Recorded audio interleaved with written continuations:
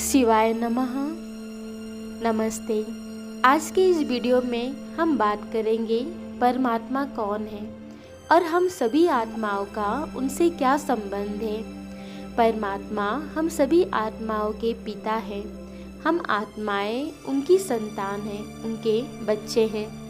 गीता में श्री कृष्ण जब बोलते हैं, मैं अजन्मा हूँ, मृत्यु मुझे छू नहीं सकती, मैं अशरीरी हूँ, मैं निराकार हूँ, तब वह अपने बारे में नहीं, उनमें अवतरित परमात्मा के बारे में बताते हैं। कृष्ण अपने लिए ये सब बोल ही नहीं सकते, क्योंकि उनका जन्म भी हुआ और मृत्यु भी, उनका अपना शरीरी आकार भी है।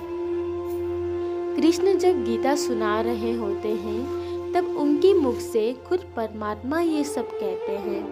इसका अर्थ यह है कि गीता श्री कृष्ण की नहीं, परमात्मा की है और हमारे पिता परमात्मा का नाम शिव है और गीता शिव परमात्मा की है।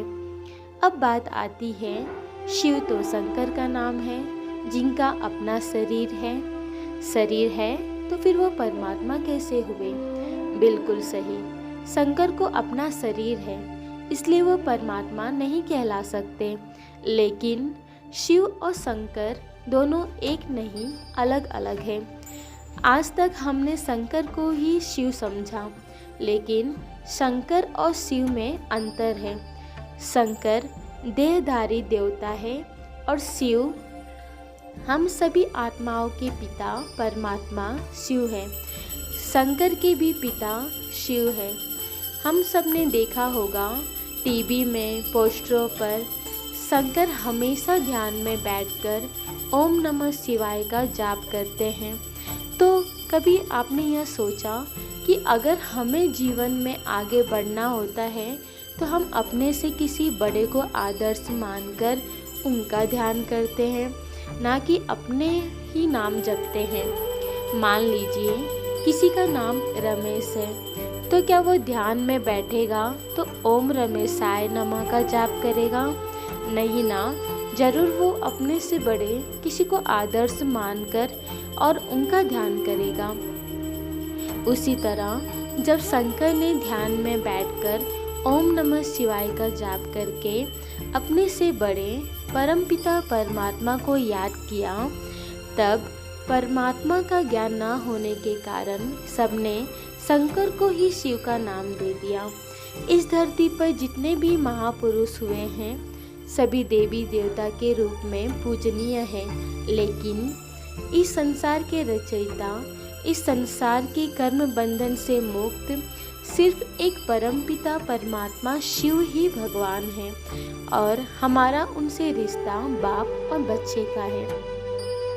जब एक बच्चे को अपने माता पिता से कोई बात करनी होती है, तब वो सीधे अपने माता पिता को ही बोलता है, ना कि उसे अपनी बात अपने पेरेंट्स तक पहुंचाने के लिए बीच में किसी एजेंट की ज़रूरत पड़ती है। वो उनका अपना बच्चा है, इसलिए वो कोई भी बात डायरेक्ट उनसे बोल सकता है। उसी तरह हम भगवान के बच्चे हैं, हम भी अपनी हर बात डायरेक्ट उनसे अपनी ही किसी भी भाषा में बोल सकते हैं। हमारे पिता सृष्टि के रचयिता, उन्हें हमारे पास्ट, प्रेजेंट, फ्यूचर सब कुछ पता है। हमारे रग रग से वाकिफ़ है वो, शायद उससे भी कई ज़्यादा, जो हम सोच भी नहीं सकते। बेफिक्र होकर हम उनसे कोई भी बात कहें, बीच में किसी भी एजेंट की ज़रूरत नहीं है। डायरेक्ट कनेक्शन है हमारा उनसे। जैसे हम अपने बड़ों को किसी न किसी संबंध से बुलाते हैं तो हमें वो रिश्ता अपना लगता है, वैसे ही परमात्मा शिव हमारे पिता हैं। हम उन्हें अपनेपन से, प्यार से बाबा कह सकते हैं, मेरे शिव बाबा। शिव बाबा हमेशा हमारे साथ ही रहते हैं, हमें हमारे हर कर्मों में सही गलत का फर्क बताते हैं, सही रास्ता दिखाते हैं। लेकिन बाहरी शोर और साथ ही मन के अनगिनत लगातार चलते विचारों के शोर के आगे हम उनकी आवाज़ को दबा देते हैं। जो हमें सुनाई ही नहीं पड़ती। जैसे एक नदी का पानी बारिश के पानी से खूब उथल पुथल मचाने के बाद एक समय में जब वो शांत होता है तब वो इतना साफ दिखाई पड़ता है, जैसे अंदर की हर एक चीज़ साफ साफ बिना किसी चीज़ को टटोले सब दिखाई पड़ती है। उसी तरह एक बार अपने मन में उथल पुथल मचा रहे विचारों को शांत होने दे और उस शांति की गहराई में जो आवाज़ सुनाई देगी एकदम साफ साफ वही परमात्मा की आवाज़ है। उस परमात्मा पिता गुरु का जीवन में मार्गदर्शन पाने के बाद आपके जीवन में कोई कमी नहीं रह जाएगी।